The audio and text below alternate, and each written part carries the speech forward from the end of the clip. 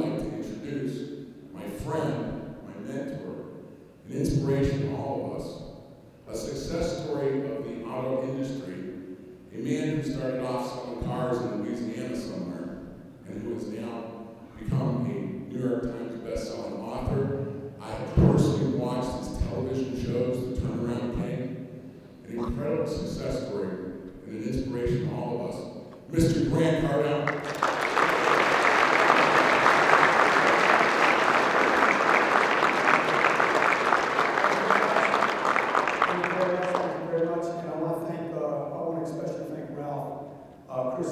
Ryan Pash for putting this together. These events take a tremendous amount of energy. If you've ever coordinated even a barbecue on a weekend, doing an event like this is very, very difficult. Also, I want to thank all the sponsors that put this together, because without sponsors, these events don't get put together. You don't have a place to come to. I want to especially thank you that attend. The dealers in the room that invest money in their people, that invest money in the flight, the hotel, the time away. I worked for a dealer in Lake Charles, Louisiana, when I got in the car business today. That mentality was missing, that to invest in people, and that's what I'll be talking about today. I also want to make a very sincere and meaningful acknowledgement to TrueCar. Now, I'm going to tell you, I'm a fan of TrueCar for a couple of reasons. Number one, I think they're visionaries in our business. You might not like what you see them doing. Maybe you fought it, maybe you've resisted it. Ralph talking about fax machines. I remember when I resisted the fax machine. Like, man, I don't know what that's it. I was taught not to ever give information to people. Fast forward 25 years, it's everywhere, right? So I want to acknowledge TrueCar for being visionaries, but most importantly, TrueCar provides an example to everyone in this room. The amount of criticism, hate, suppression that they've been hit with in the last year, to say no, stop, sit back, get in the bleachers, has been unbelievable for them to stand up, reinvent themselves, continue to bring great product to the marketplace, and provide dealers with true solutions. So I just want to acknowledge all of you for coming here as sponsors. This wouldn't happen otherwise. I'm here to talk about people, why people are important. How many believe your people are the most important thing in leadership? I believe that. Look, I would not be speaking here today if it wasn't for people. I just moved my home from Los Angeles, California to Miami Beach. I live in South Beach now. So when Ralph called me and said, hey, we want you to do this, I'm like, I don't think so, Ralph. I'm in the middle of a move. I've got other stuff going on. I don't need to do another convention, okay? Don't need to do it. And it's your first year. I'm not sure you're going to be able to pull the deal off anyway, okay? Okay, and then Ralph's like, this is what Ralph told me. Grant, I want to introduce you. It would be important.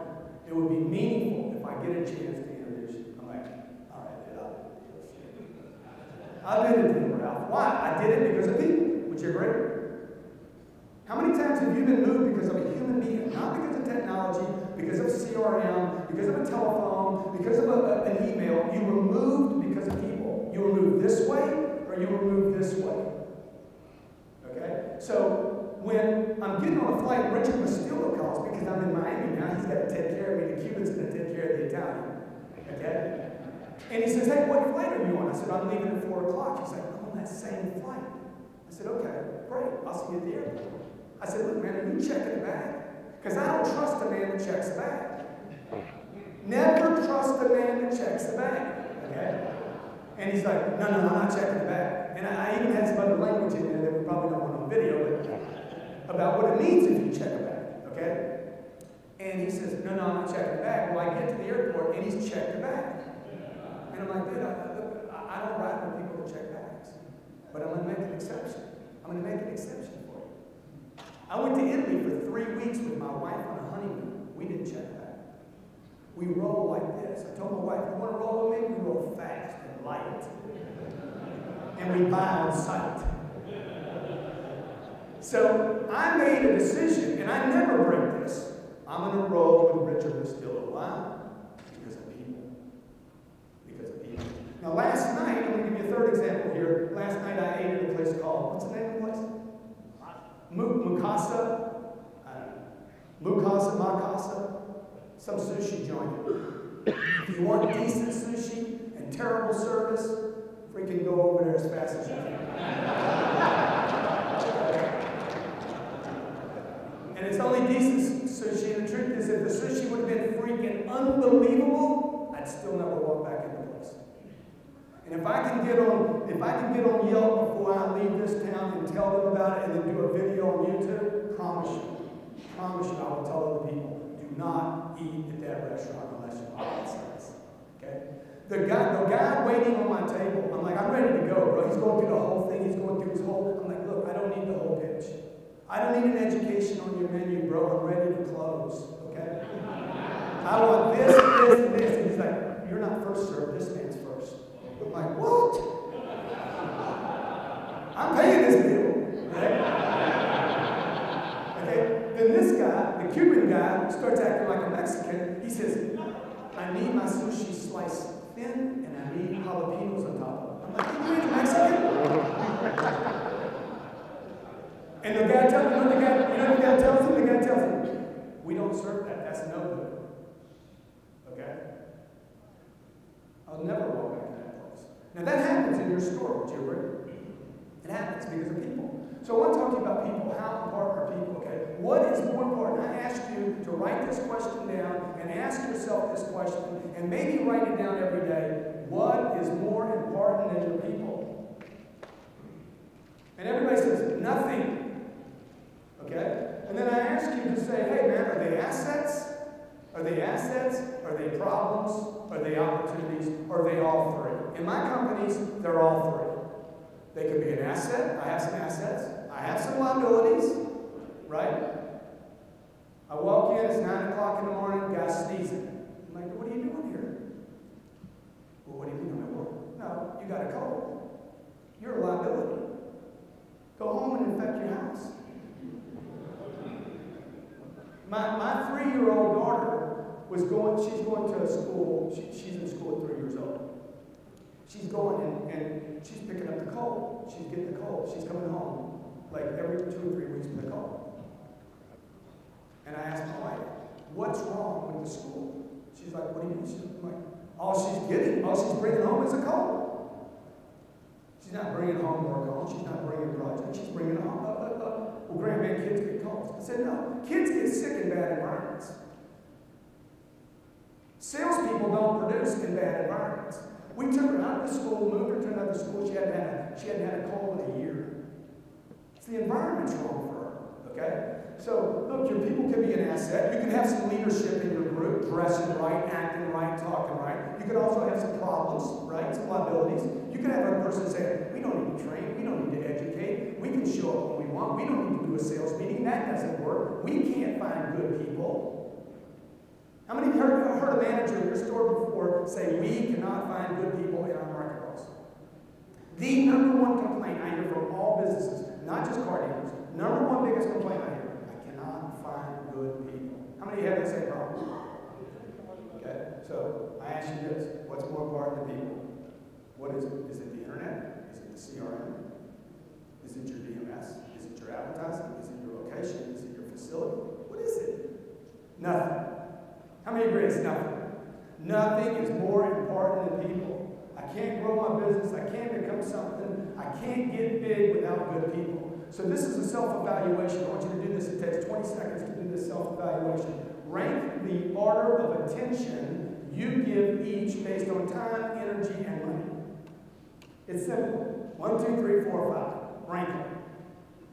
Facility, advertising, product, people, or technology. How would you rank it? If you don't have something to write with, where would you put people in there?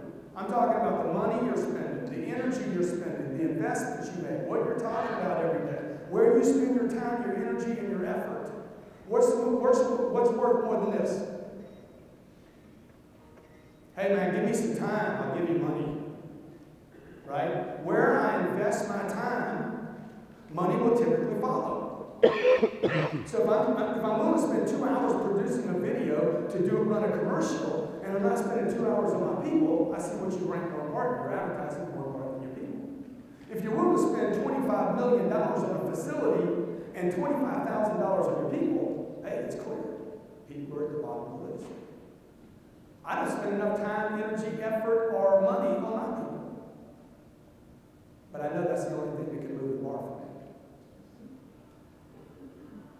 Now here's some myths about people, okay? Here's some myths that I hear companies talk about, not just in the car business, but also in the gym business, in chiropractor business, in the dental business, okay? If you're going to get new teeth, it's going to cost you 14 grand. You've had bad teeth your whole life, and you go to the dentist. I'm working with a dentist right now. He's like, man, it's 14 grand to get new teeth.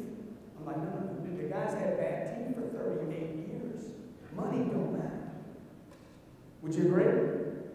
You know, I got to close that guy on the 14 grand. He wants the new teeth. Now somebody just needs to say, do it. And when the dental assistant says 14 grand, the patient's going to say what? The same thing they say about a $38,000 car, right or wrong? Right? Oh my gosh, that's a lot of money. Most of the people that shop your dealership knew the price of the car before they came in. Didn't they? They spent 18 hours on the internet. They know more about the product than the engineer that built the product.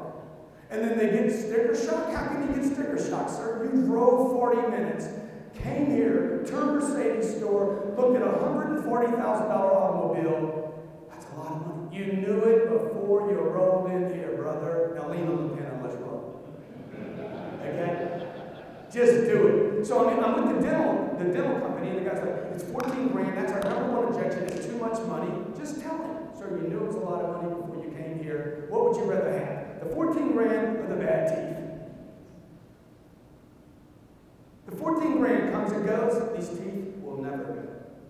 Hundreds of years from now, you will still have these teeth. Okay, I'll do it right now.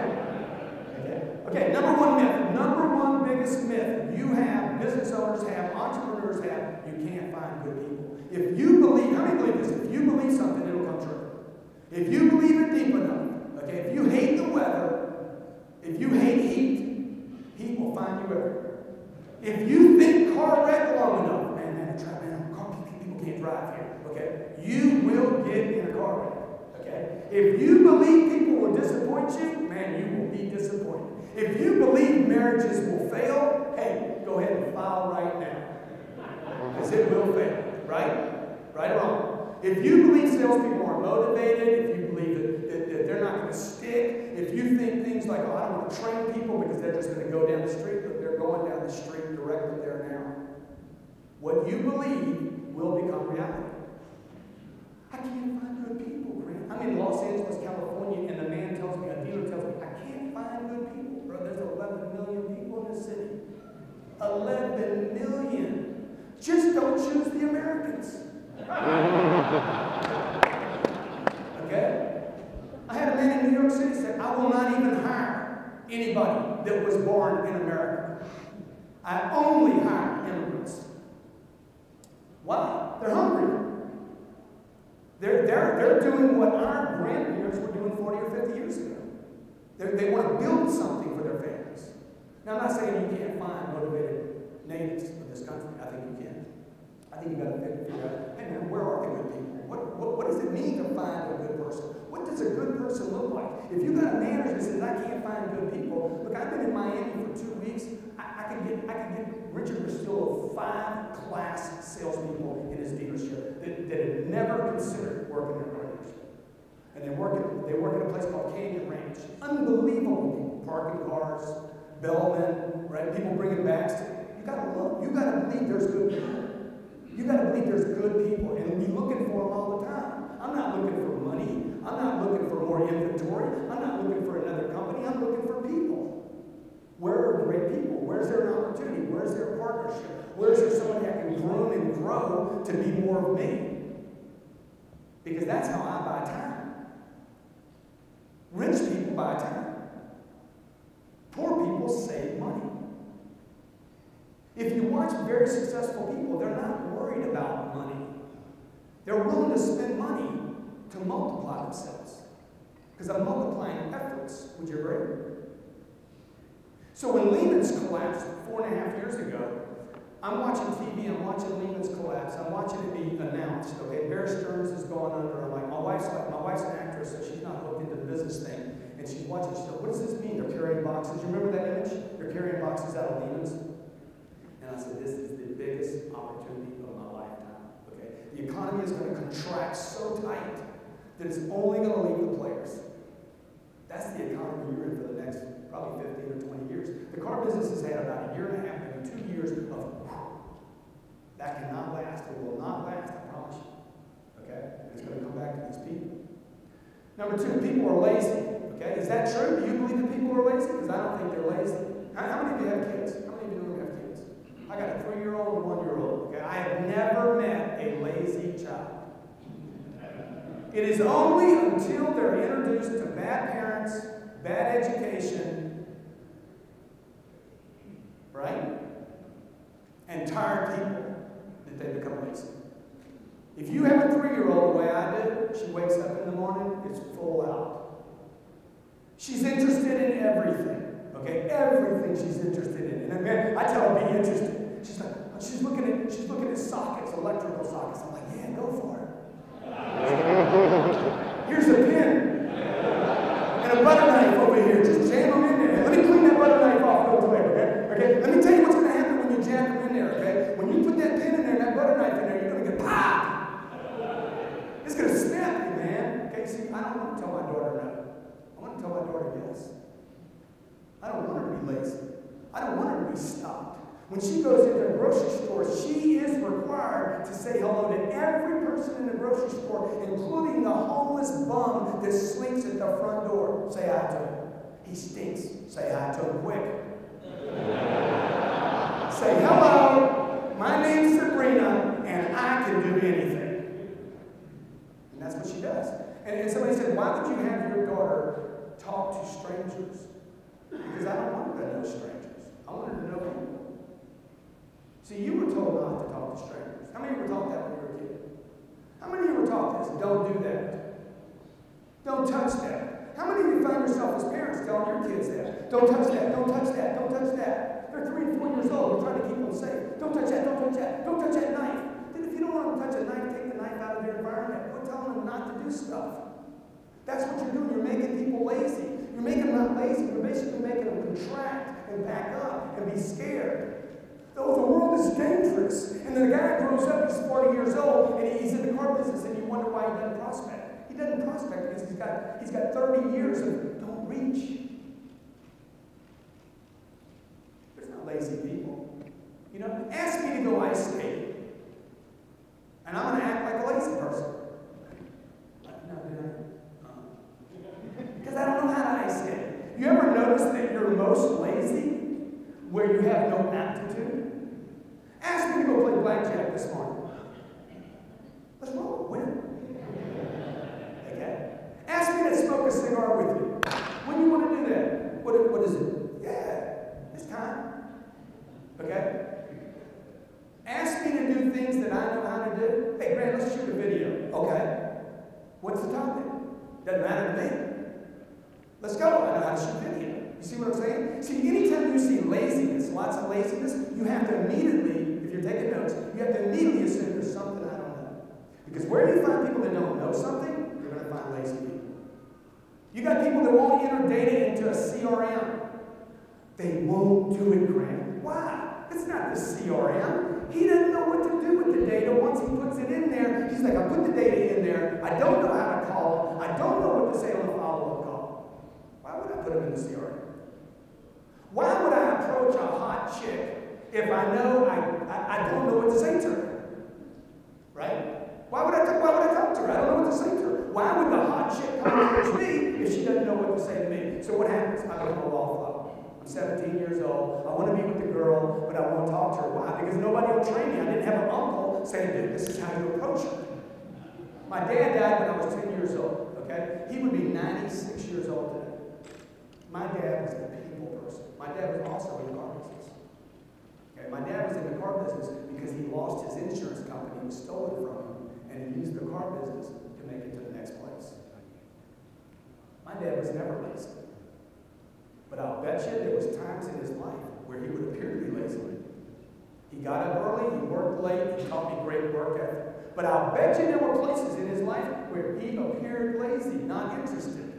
So I'm going to suggest to you that people are not lazy. Third myth, people are motivated. It's not true. Your salespeople are motivated. Your managers are motivated. Your service people are motivated. The most apathetic person in your store is motivated.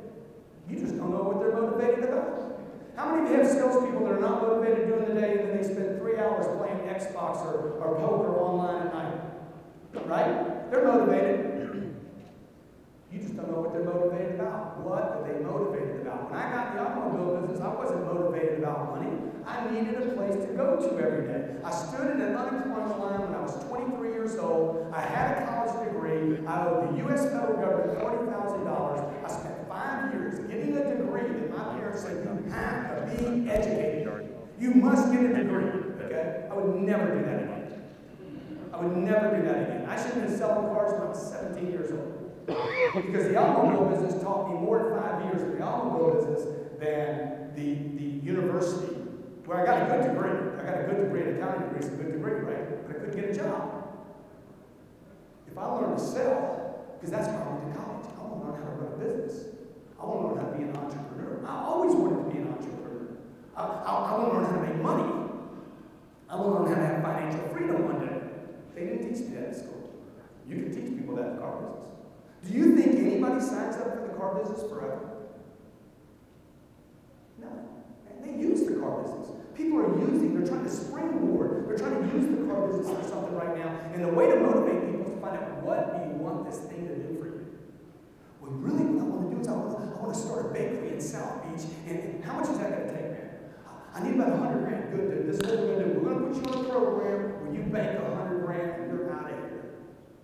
Your only reason to work for me in the next 18 months to 24 months is for us to bank you 100, and I'm going to help you get the bakery business. That's how you build a salesperson. That's how you build motivation. Great, I'm coming here for 6 months and I want to be out here. Let's roll, baby. You want to come work for me for 6 months? Let's do it. I'll use you, you use me, let's use one another. If you got a problem with the word use, you need to look it up in the dictionary. It's not a bad thing. Okay, I use stuff all the time. I'm using this computer right now. Does that mean the computer's a slave? I'm using this suit right now. Okay? Does it mean I'm abusing something, that I'm domestically mistreating the suit? People are motivated by money. This is a myth, folks. Most people are not motivated by money. Most people do not want money. Most people actually detest money and hate money. And I can prove it to you, okay? We have the highest poverty rate in the United States that we've had since 1965. People hate money. Only handfuls of people love money. Most people do not like money. You spiff a guy $1,000, he gets rid of it as fast as you get it to him. He works 70 hours to make that $1,000, and he gives it away in 6 minutes. People are not motivated by money. Hey man, look, I'm going to give you this $100. I'm going to give you this extra $500. I'm going to give you this extra. There's more of your people that are motivated by time off than there are money. So you got to figure out, man, what are they motivated by? Just because I'm motivated by money doesn't mean you are. I don't know what you're motivated by. I don't know what drives you. You know, I don't know what gets you excited. I know what excites me and my wife. Because me and my wife talk about what we want to be on the same page. I don't need her saying, let's don't do that. I need, hey, baby, I'm selling the house. It's under contract. We're leaving California. Where are we going? I don't know. Okay? The kids, yeah, they're coming with us. We're leaving everything in California. Everything. We're leaving everything here. What are we going to do with the cars? Done. What about furniture? Done it. Why are we doing this? 13%. Okay? Tired of the politics of California. We're out of there. Okay? Literally, we made that decision 9 weeks ago. I set up shop in Miami. People, oh man, it must be stressful moving. It ain't stressful. Do I look stressed? I ain't stressed, dude. I dumped the house, I dumped the cars, I dumped the furniture, the kids moved, set up a new shop. It's an adventure. Why? Because I'm motivated. I'm excited. I'm excited. I'm excited to be in South Beach, where people are excited, where I'm hooked into the entire South American continent, where I actually have to learn another language just to get along. I'm excited, man. I'm 54 years old. I'm more excited now than I've ever been in my life because I keep re-identifying what's my purpose. What is your purpose? Is your purpose just to make money at a car dealership? To be the #1 store? Maybe it is. But I'll bet you underneath all of that, underneath each of us is the desire to be great, to be exceptional.